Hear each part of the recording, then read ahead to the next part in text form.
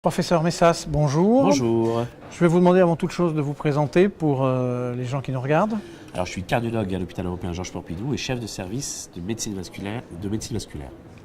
C'est donc comme médecin vasculaire que vous êtes devant nous parce que vous avez parlé, un de vos collaborateurs a présenté un papier intéressant sur le Shearwave Imaging. J'espère que je l'ai bien prononcé, mais surtout, j'espère que vous allez vite nous sortir de l'embarras et nous dire de quoi il s'agit. Absolument, c'est le Shearwave Imaging. Shearwave en anglais, c'est onde de cisaillement.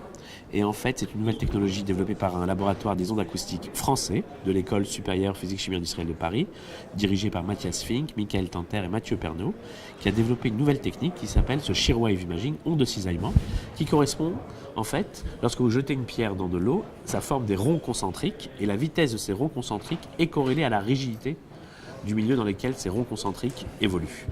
Alors, deux sauts technologiques, comment créer cette Shearwave? Ils l'ont fait.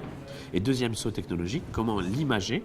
Ils sont arrivés, au lieu d'avoir 50 images par seconde dans des échographes classiques, on est à 5000, 10 000 images par seconde.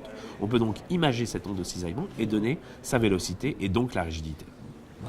Alors, ces informations, la rigidité, on a beaucoup parlé, on a des méthodes globales pour l'évaluer. Et donc, qu'est-ce qu'on gagne avec ce nouvel outil? Alors, effectivement, vous savez qu'il y a des nouvelles recommandations sur les plaques carotidiennes, puisque c'était la thématique, et sur les sténoses carotidiennes. Et actuellement, les dernières recommandations européennes disent qu'il faut évaluer chez les patients asymptomatiques la sténose. Si elle est entre 60 et 99%, il y a une indication à la dartérectomie à 3 conditions: que la plaque soit un peu instable, qu'il y ait une espérance de vie de 5 ans et qu'il y ait un risque de morbimortalité de l'opération inférieur à 3%. Qu'est-ce qu'une plaque instable? C'était le fond du problème jusqu'à présent, et même partout d'ailleurs. Absolument. Et comment évaluer la plaque instable? Compliqué. On fait un IRM pour voir s'il n'y a pas de l'hypoperfusion ou de la néovascularisation. On regarde s'il y a l'échographie, l'échelle de Gris. Et on a voulu donc rajouter un critère fort sur la rigidité de la plaque. On sait que les plaques molles vont emboliser et les plaques dures vont moins emboliser. Et bien, l'idée, c'était d'appliquer ce Shearwave et d'évaluer grâce à cette technologie non invasive la rigidité de la plaque et donner des arguments forts pour intervenir ou pas intervenir en cas de sténose carotidienne. Dans une étude de ce type, je suppose qu'il y a un référentiel, un comparateur. Qu'est-ce qu'on prend comme comparateur pour dire qu'on a bien mesuré la rigidité de la plaque? Alors, très difficile, il n'y a pas de comparateur sur la rigidité de façon non invasive. Par contre, on peut corréler cela à la pathologie, à l'anapath, où on sait qu'il y a des critères pour dire que la plaque était stable ou instable, et au fait que cette plaque est symptomatique ou pas. Finalement, la clinique prime. Si la plaque a parlé, c'est qu'elle était instable. Si elle n'a pas parlé, c'est qu'elle est stable. Et donc on corrèle au devenir clinique du patient et à l'anapath en cas d'intervention. Et il y a 2 études qui ont déjà été faites par d'autres équipes sur cette technologie. Et nous, on commence un projet qui est soutenu par la Société française de cardiologie, qui va plus loin que cela, qui est très intéressant. D'abord, elle va évaluer l'inhomogénéité de la rigidité sur la plaque. Vous savez qu'il y a des parties dures et des parties molles.